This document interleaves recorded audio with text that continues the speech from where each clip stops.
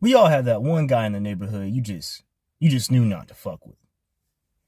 In the neighborhood that I grew up in, that guy was Mort, short for mortician, because whoever or whatever crossed his path, or even simply just walked by him, would end up dead within the next 24 hours with no explanation. He was mad intimidating too. Like, he just had these chains wrapped around him and just had him ominously dragging across the ground. And we would know when he was approaching because we would hear just this ominous ringing getting closer and closer. This one day, my friends and I were playing basketball. We were all laughing and talking shit. And out of nowhere, my boy Greg shoots a three from half court and misses the goal completely. The ball flew across the court and then landed right in front of Mort.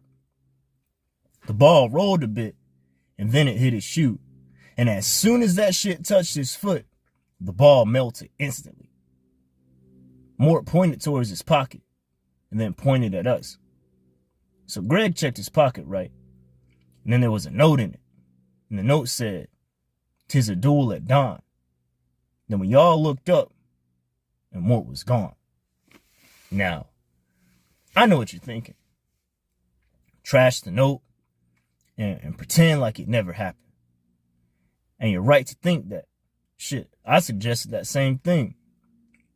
But Greg was stuck on proving that Mort was just a cosplayer with a fucked up childhood.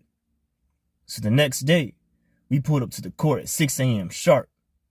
And for a moment, we thought that Mort had pulled out of the fight. But that's when we heard it.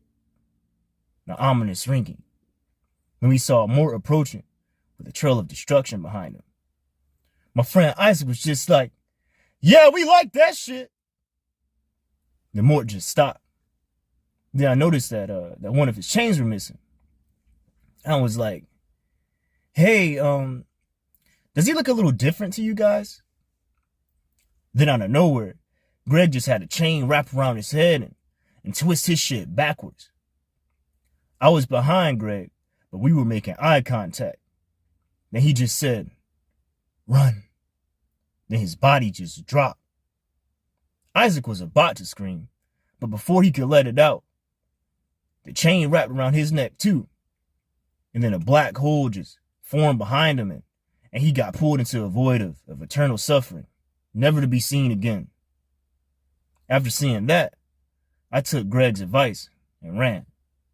I haven't been back to that neighborhood since.